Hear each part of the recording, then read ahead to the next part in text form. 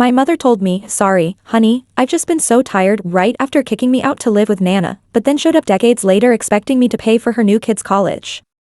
Until they heard what I funded instead, I had just kicked off my shoes and shrugged off my blazer, still smelling of stress and stale conference room air, when I heard it, a knock. Not hesitant, not timid, but firm and measured, like someone who had every right to be there. My heart hammered against my ribs as I stepped toward the door. My building had a security system, no one just showed up. But when I peered through the peephole, the air left my lungs in a whoosh. It was Joelle. And behind her, arms crossed like a sentry, stood Vernon. My mother looked older, but in that carefully preserved way, lipstick too bright, earrings too big. Vernon, though? Unchanged. Same rigid posture, same expression that made it seem warmth had been surgically removed from his face. I opened the door but didn't step aside. Marin, Joelle said, her voice breezy, like we'd just spoken last week. Can we come in? We need to talk. Before I could even answer, Vernon stepped forward, crossing the threshold without waiting. Joelle followed. With a brief, awkward smile. I closed the door behind them, slower than necessary. I didn't offer them the couch. I didn't ask how they'd been. I just stood there, watching, feeling the pressure in my chest rising like steam in a sealed pot. Vernon, of course, got straight to the point. We heard about your new role. Director of Strategic Systems, right? Big deal. Sounds like you're doing well. I nodded once, carefully neutral. He continued, Cleo and Asa are starting college this fall. Expenses are stacking up. We figured, with how well you're doing, you might be in a position to help.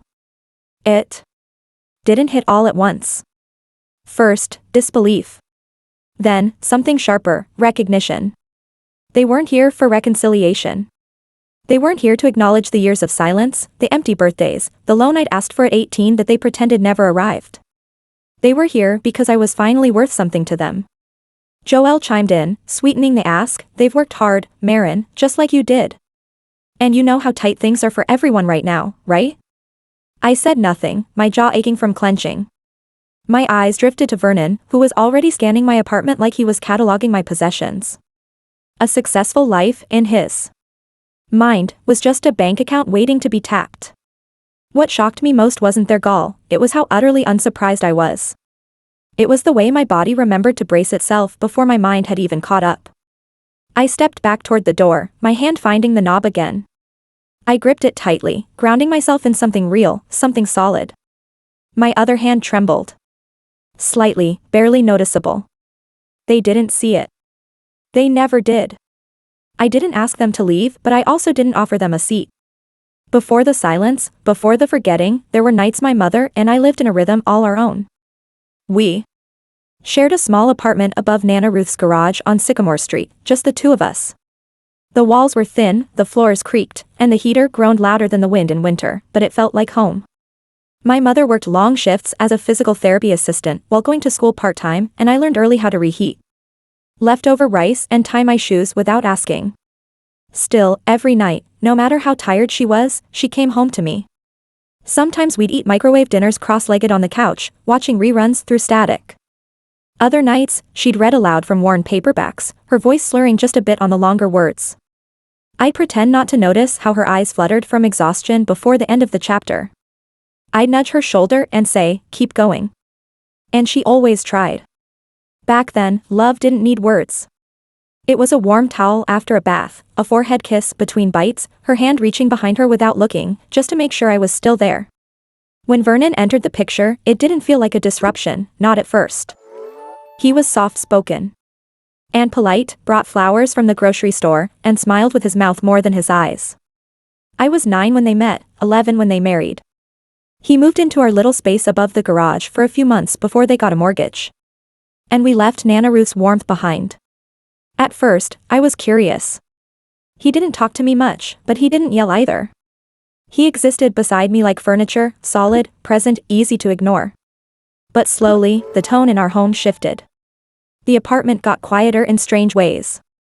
Dinner became something we did quickly, without conversation. No more sitting on the couch, no more books read aloud. The routines we'd built were replaced by new ones that didn't include me. He'd talk about work, politics, something he saw on TV, and Joelle, Mom, would nod, laugh, ask follow-up questions. When I tried to chime in, my words floated out unanswered, like they'd been absorbed into the walls. I told myself it was nothing. Just grown-up stuff. Just stress. Just change. But then it was my math test left unsigned. Then it was her missing my science fair. Then it was the night she forgot to say goodnight at all. One night, I said, "Do you remember when we used to read?" She looked at me like I'd asked about a dream she only half remembered. I still stayed close, still hovered, waiting for her to look back and see me. But she never did. And the day she told me she was pregnant with twins, she smiled like it was the best news in the world. When Joelle told me she was pregnant, I smiled so hard my cheeks hurt. "Twins," she said, laughing nervously, one hand on her barely there belly. Can you believe it? I could. And I wanted to believe it meant something good. I pictured helping her fold tiny clothes, reading picture books on the floor, showing them how to spell their names and tie their shoes. I thought maybe, just maybe, it would bring us closer again, that I could be part of this new version of our family. I started babysitting for neighbors, saving my small earnings in a plastic envelope labeled Baby Fund. I made a list of names I liked and imagined them calling me Big Sis. I practiced warming bottles with Nana Ruth during weekends, just to be ready. But as Joelle's belly grew, so did the space between us. She stopped asking me about school. Our movie nights vanished. When I handed her a quiz I got an A on, she glanced at it, mumbled, "Good job," and walked away. One afternoon, I came home to find my bedroom rearranged, half my shelves cleared to make room for boxes of baby clothes. No one had asked. At dinner, it was all about Vernon's job and her cravings and the nursery paint colors. I became part of the furniture again, only now I knew it. I sat smaller, spoke less, waited longer to be noticed. When my 13th birthday came around, I waited all day. No cake, no card, no mention. Just a regular Wednesday with dishes to rinse and homework to finish. I told myself maybe she was planning a surprise. That night, I climbed into bed and stared at the ceiling, hands folded tight to keep from shaking. The tears came anyway, quiet ones, the kind you learn to cry when you don't want anyone to hear. She remembered the next morning. Nana Ruth had called to remind her. Joelle gave me a card from the dollar store with an apologetic kiss on the head. "Sorry, honey, I've just been so tired." I nodded, said it was fine. After that, I stopped expecting things. Vernon started correcting me more, "Don't talk with your mouth full. You're too old for that tone. Why aren't you helping more?" But he never asked how I was, never noticed when I shrank further into myself. Joelle was always somewhere else. Even when she was in the room. And when the twins were born, the shift was complete. There were feedings and diapers and milestones. There were photo frames that only held their faces. There were cooing visitors and baby showers and endless bottles lined up on the counter. There was no space left for me. And it hit me one night. Watching Joelle rock one of the babies to sleep, humming softly, her face lit up in a way I hadn't seen in years. She hadn't just become a mother again, she had become a new one. It happened on a Thursday. Dinner was baked chicken and instant mashed potatoes, the kind Joelle made when she was too tired to pretend. The twins were fussy. Vernon was irritable. And I was trying to stay invisible, clearing plates before anyone asked, scraping food into the trash, quietly stacking dishes without clatter. I thought I'd done everything right. After the twins were down, Joelle called me into the living room. Vernon sat on the edge of the couch, his hands folded like he was about to deliver a sermon. Joelle didn't sit. She stood behind him, arms crossed over her chest, eyes fixed on a spot somewhere near the carpet. "Marin," Vernon began, not unkind, but detached, like he was talking to a tenant instead of a child. "Things are tight. The babies need more room. More time, more of Joelle's attention. We've been trying to make it all work, but it's getting harder." I stood in the doorway, still holding a dish towel, my fingers clenched around the damp fabric. He continued, "We think it's best if you stay with your grandmother for a while. Just until things settle down." Joelle still hadn't looked at me. The towel in my hand was soaked now, dripping onto the hardwood. I couldn't feel my legs. "Just until I get on my feet?" I asked, though I wasn't sure who I was asking. Vernon gave a tight nod. Joelle just nodded. No protest. No hesitation.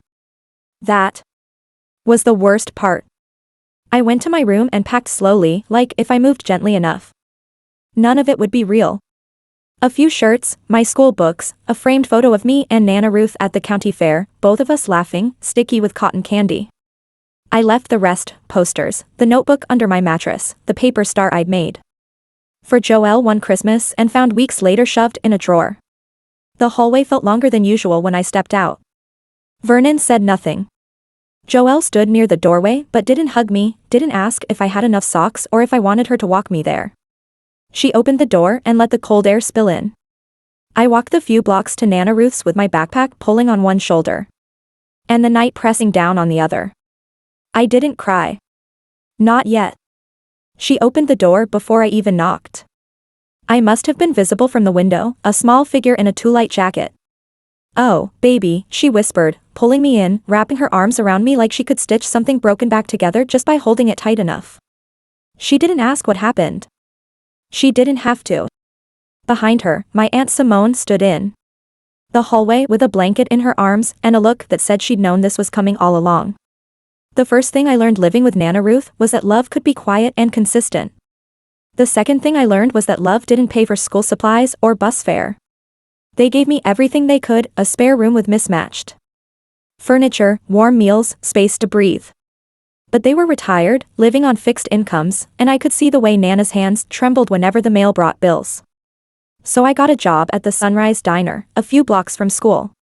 Weekends, evenings, school breaks, whenever I wasn't in class, I was in an apron, refilling coffee, clearing sticky syrup off laminated menus, counting crumpled dollar bills at the end of the shift, and walking home with my feet aching through thin sneakers.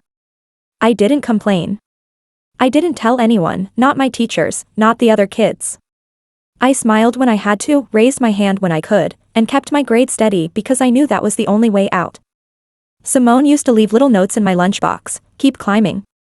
Or, "I see you." Sometimes I kept them in my pocket through a shift, like armor. Senior year came faster than I expected. I applied to 5 colleges, half of them on a whim, just to see if someone out there might see something in me. When the first acceptance letter came, I opened it in the back room of the diner on my break. I didn't scream. I didn't even smile at first. I just stared at the words until they made sense. "We are pleased to offer you admission." Then came the math. Even with a partial scholarship and a Pell Grant, it wasn't enough. I needed a federal loan, which meant I needed a cosigner. I sat at Nana's kitchen table, drafting the message to Joelle. Wrote it, deleted it, wrote it again. Finally, I hit send. "Hi Mom. I got into a few schools. I'm working on financial aid but I need a cosigner for a loan. Would you be willing?" She replied the next morning, "Sorry. We're saving for Cleo and Asa. Hope you understand." That was it. No congratulations. No questions. Just a flat rejection. Like she was turning down a telemarketing offer. I stared at the screen until the words stopped hurting. When I told Simone, she didn't flinch. She just nodded, like she'd expected it. "Okay," she said. "Then I'll do it." I blinked. "You don't have to." "I know I don't," she said, "but I'm going to." She signed the papers the next day. No questions asked, no guilt attached. Just a signature that said, "I believe in you."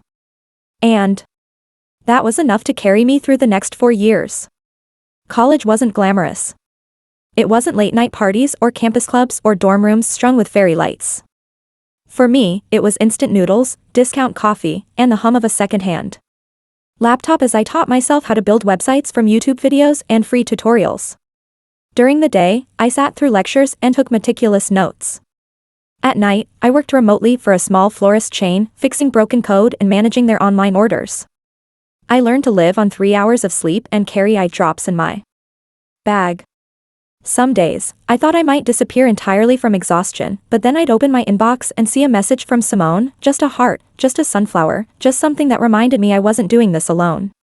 I never posted about it, didn't talk about it with anyone but her. I didn't want congratulations, I wanted stability, a life I could build with my own hands, brick by silent brick. When graduation came, Simone was there in the front row, wearing a blue dress that didn't quite fit, eyes red before I even reached the stage.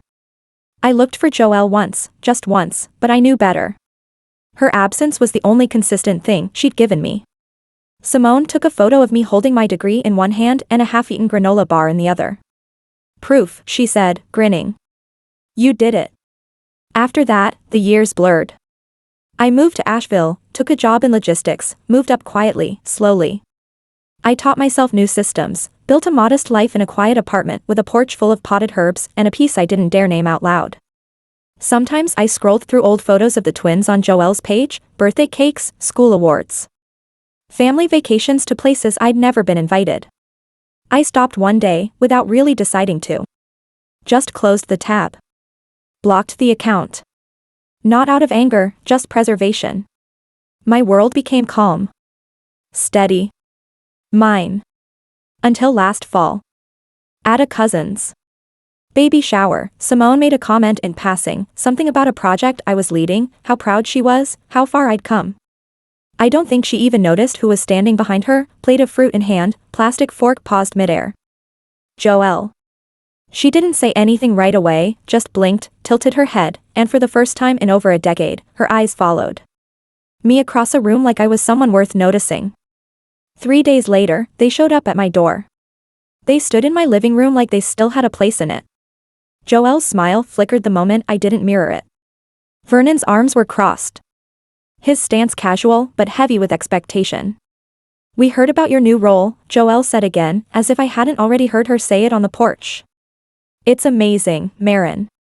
You've come so far." I said nothing, letting her fill the silence. Vernon jumped in, "The twins are both starting school this fall. Good schools, but tuition's a stretch. And we figured you're in a good position now. You could help. Help, like it was an obligation. Like I owed them something for surviving without them." Joelle's tone softened, syrupy. "We know it's a big ask, but you're doing well, and it's what families do, support each other when they can." I looked at her then, really looked, and I saw the years that had passed, not just on her face, but in the gap between who she once was and who she chose to become. "You weren't there when I needed you," I said, my voice steady. "You didn't sign the loan. You didn't show up to graduation. You didn't call, not once." Joelle's jaw tightened. "You're being dramatic." "No," I said. "I'm being clear. I made it without you, and now you want to act like we're still a family?" Vernon scoffed. "You don't have kids. You're not married. What else are you spending money on?" I turned to him. "Peace. Therapy. Rent I earned without guilt attached." Joelle's eyes sharpened. "This is selfish." I breathed in slowly, letting it settle in my chest before I answered. "No," I said. "This is healed." The room felt still, not tense, just finished. I walked to the door, opened it, and held it without saying a word. They stood frozen for a beat, then Joelle stepped forward, brushing past me. Vernon followed, mumbling something I didn't catch. I didn't slam the door, just closed it firmly. And then I stood there, hand on the knob, steady in a way I never knew I could be.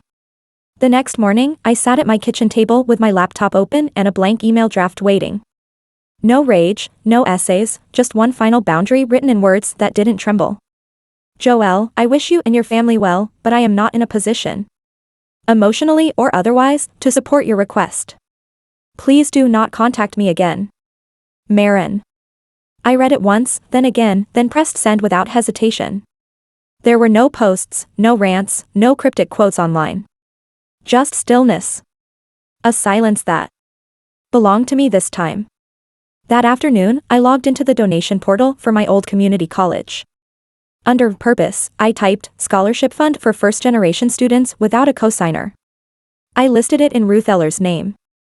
She'd never used a computer in her life, but I think she'd have liked that. The confirmation pinged in my inbox, and I let myself exhale a long, quiet breath I hadn't known I was holding since I was 15. Later, I stepped onto the porch and crouched beside the lavender plant Simone had given me when I moved here. The soil was dry, the stems leaning slightly toward the sun. I watered it gently, watching the earth darken and settle. Nothing about my life had come easy, but some things had finally learned to bloom. And this time, I wasn't waiting for anyone else to notice.